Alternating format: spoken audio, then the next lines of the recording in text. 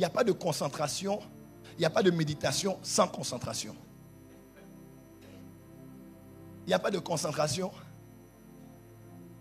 sans contemplation. Celui qui sait respirer, sait voler. Celui qui sait respirer, est-ce qu'on peut entrer dans les vraies choses maintenant?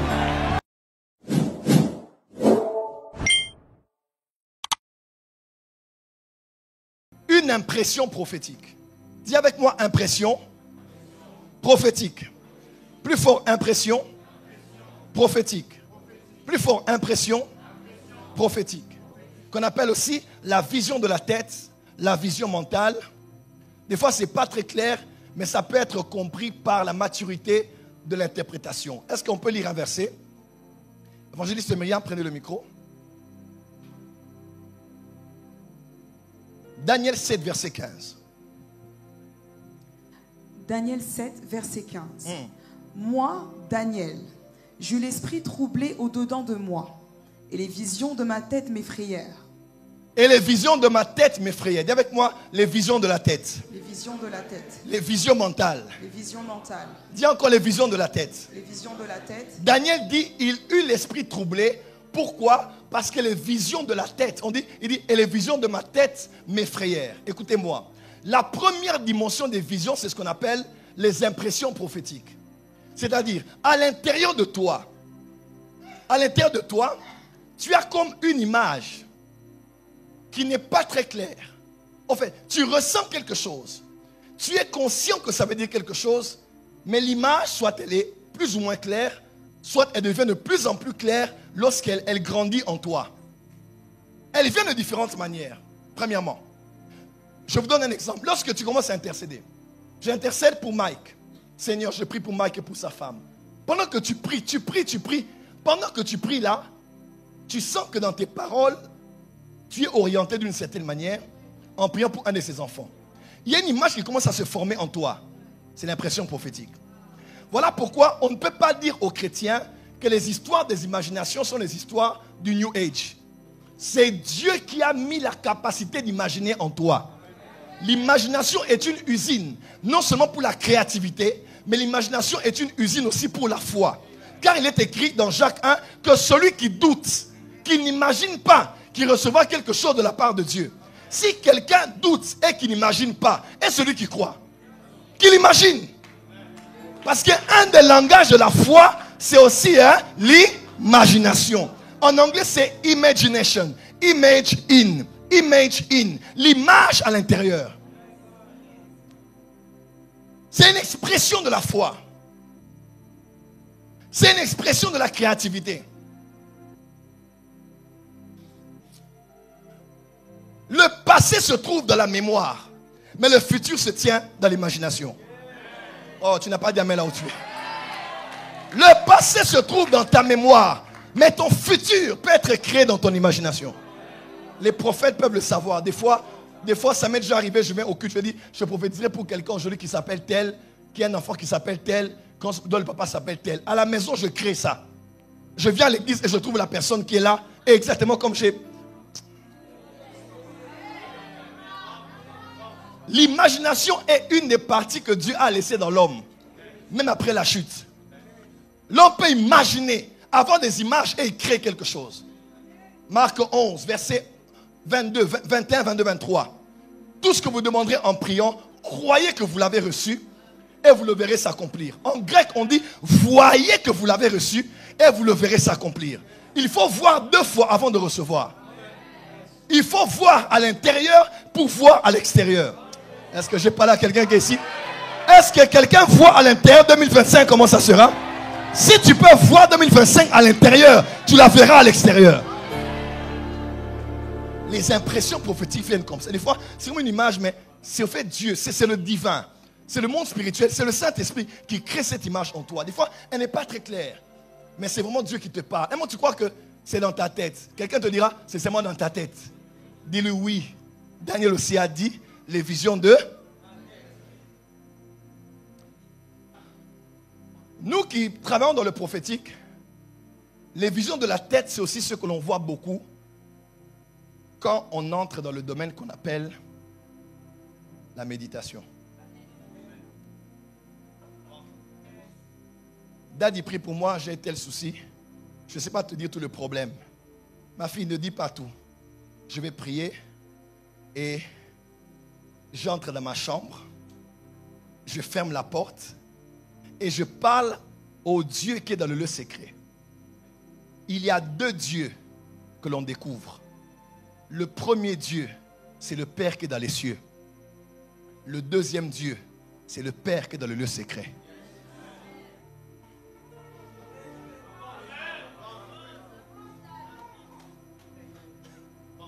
Lorsqu'on veut le voir se manifester, on élève la voix en public et on parle. Notre Père qui est dans les cieux. Mais lorsqu'on veut recevoir le secret, on ne crie pas. On entre dans le domaine de la méditation. C'est là où on va dans le silence. Même si on est entouré par 1000 personnes et qu'il y a des baffles avec de la musique, ceux qui ont appris à grandir en esprit savent faire silence à l'intérieur d'eux. Et c'est quand ils commencent à prier ou à questionner Dieu. Seigneur, qu'est-ce que je dois faire? Comment je dois prier? Que des images commencent à se former. Qu'on appelle les impressions prophétiques. La plupart des services prophétiques que je prépare, moi, plus de 50%, c'est toujours comme ça. Sur plus de 50%, toutes les prophéties sont toujours en partie un peu à la maison, un peu en chemin, un peu dans la salle. Et des fois, tout le fichier sort. Tout le fichier, téléchargement complet, 100%. Tu viens au culte, tu sais déjà que j'ai déjà tout ce que je vais dire. Des fois, si tu n'as rien à dire, mais à peine tu arrives, une couleur attire ton attention. Ou une image qui vient dans toi. Tu dis, mais qu'est-ce qui se passe comme ça? Une image commence à se former. Mais des fois, c'est plus ou moins clair. Tout dépend maintenant de ta capacité. Tu sais, quand tu as une radio et que tu cherches la fréquence, n'est-ce pas? Cherchons par exemple RFI. Quand tu commences à tourner, tu entendras beaucoup de voix, beaucoup de sons. Jusqu'à ce que tu ailles dans une telle précision. Quand tu cales, voilà, et tu entends clairement. La personne que tu entends n'a pas commencé à parler parce que tu t'es connecté. La personne qui entend parlait déjà, mais c'est toi qui t'es connecté à la fréquence pour l'écouter.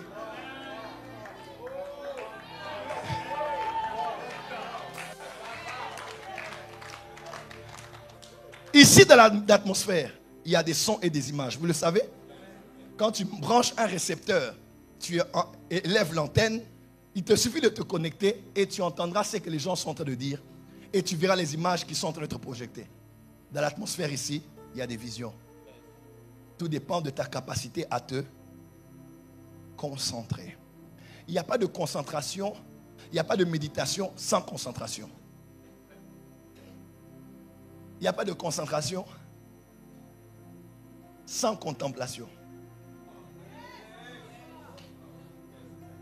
Il n'y a pas de contemplation. Est-ce que je dois dire ça ici? Il n'y a pas de contemplation sans respiration.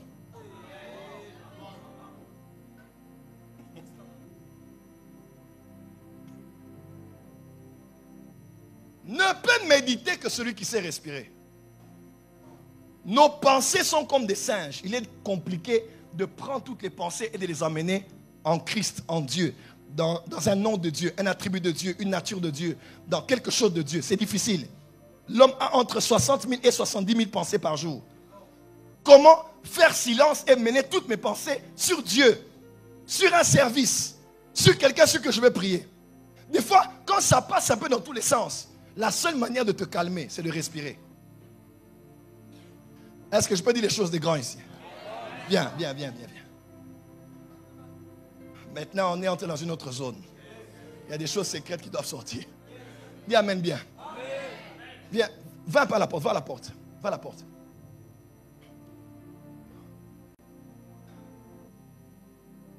Cours maintenant, viens, cours vite. Tu vois, quand quelqu'un court généralement comme ça, par exemple quelqu'un qui rate un accident, ou quelqu'un qui a été face à un danger, ou quelqu'un, il a eu quelque chose, quand la personne est en train de transpirer, de respirer, d'avoir peur, tout ça, qu'est-ce qu'on lui dit? Hein? On dit quoi? On dit quoi? Respire. Et quand la personne respire, toutes les pensées qui s'éparpillaient commencent à se focaliser et à se calmer. Quel lien il y a entre les pensées et le souffle? Quel est le rapport entre la pensée et la capacité à respirer? Frère, il y a des choses que ces gens-là ont volées chez nous. Parce que nous, tout ce qu'on connaît, c'est craindre Dieu et la sainteté. Frère, il est temps d'entrer dans les mystères du royaume. Oh, dis amen que je t'explique. Dieu a créé l'esprit de l'homme. Genèse 1, verset 26. Après, Dieu a formé le corps de l'homme. Genèse chapitre 2. Il prend l'esprit, le rouak. Il met dans le adama. Il prend le pneuma. Il le met dans le nefesh, c'est ça? Dans le nefesh, quand Dieu souffle, l'homme devient un souffle de vie. Neshama. Esprit, âme et corps. Alors, on sait là où l'esprit a été créé, on sait là où le corps a été créé, mais l'âme vient d'où? L'âme est la... Généralement, nous croyons que l'âme est une création accidentelle. Dieu a seulement mis l'esprit et le corps, et bref, ça a créé l'âme. C'est mal réfléchir. Parce qu'on croit que la troisième création de Dieu dans l'homme a été un accident. Et si c'était le but?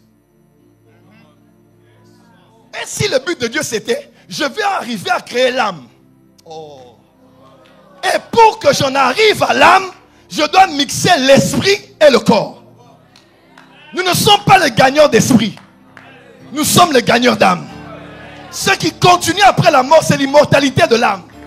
Non du corps et de l'esprit. Dis amen bien là où tu es. L'âme est créée. Mais l'âme, où est son habitation? Là où l'âme siège, c'est dans le sang. Parce que le sang est un liquide spirito-matériel. Le sang est liquide, mais le sang est aussi spirituel.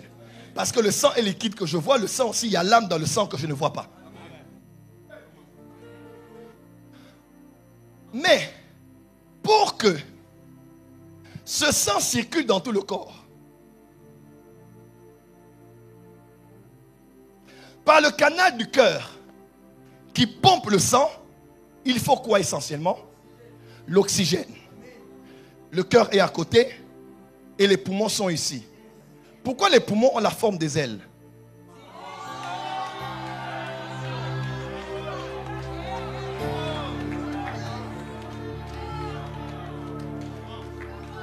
Celui qui sait respirer, sait voler.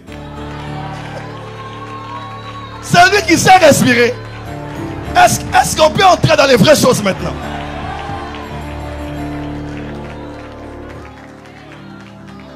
La respiration est le processus par lequel l'âme circule dans le sang. Et le sang continue à maintenir la vie dans l'être humain. Si on étouffe le lieu où l'expiration et l'inspiration se fait, on étouffe ta bouche, on étouffe tes narines, tu vas saigner et l'âme qui est en toi va sortir. Comment quelqu'un peut mourir par étouffement? Comment l'âme peut sortir parce qu'on a bloqué les voies de respiration?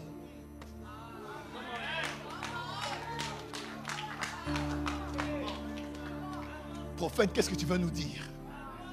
Quand tu médites, c'est Dieu qui nous... C'est pas Satan, c'est Dieu qui nous a donné cette machine. Tu dois savoir comment... Ces gens-là, ils ont pris ça chez nous. On te dit, calme-toi, respire, calme-toi. C'est ça. La respiration assiste la méditation. Et c'est merveilleux, tu es rempli du Saint-Esprit. Tu as la vie de Dieu en toi. Je me dis par exemple, je me concentre sur l'aigle. Dieu est l'aigle, Deutéronome, n'est-ce pas? Autour de lui, il y a des êtres qui ont la forme de l'aigle. D'accord. Je me concentre sur Dieu parce que je crois au prophétique. L'aigle voit 7 fois plus que l'homme. Donc je me concentre sur cette nature de Dieu et je médite sur ça. J'aime le Seigneur et je médite sur ça. Je prends le temps de mettre mes pensées sur lui. Frère, c'est la voix qui ouvre la voie. C'est la voix qui ouvre la voie à la contemplation.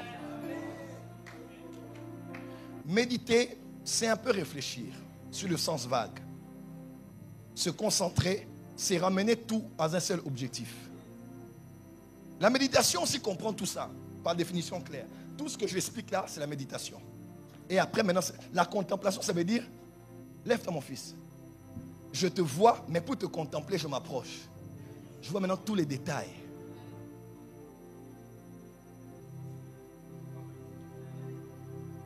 Le corps est une machine spirituelle qui peut te permettre de te disposer à rencontrer Dieu. Pourquoi le jeûne? Ça fait quoi? Ça fait quoi à Dieu si je ne mange pas? Vous voyez un peu? Ça fait quoi à Dieu si je me prive de manger? La prédisposition du corps, ta manière d'opérer dans ton corps peut te prédisposer à rencontrer le monde spirituel. Là, ton voisin respire. Je répète, hein, ces gens-là ont volé.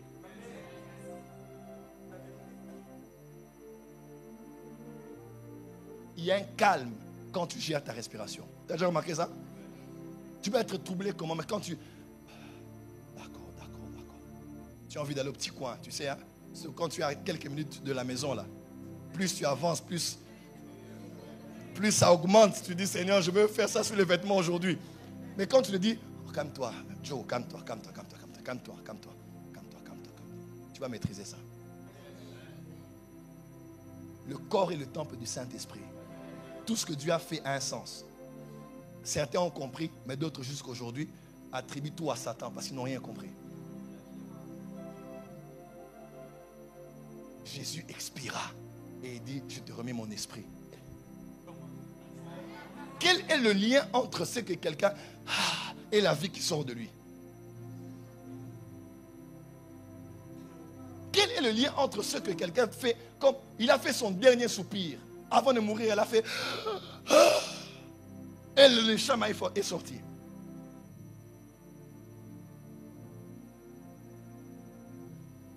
Le souffle, c'est quelque chose. Je te donne une définition. Chaque parole est un souffle articulé.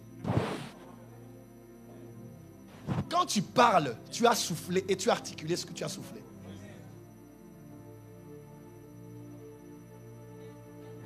Les paroles que je vous dis sont esprits, sont des pneumas. Jésus fait recevez le Saint-Esprit. Pourquoi il ne dit pas recevoir? Il fait pourquoi souffler? Il y a quelque chose dans le souffle.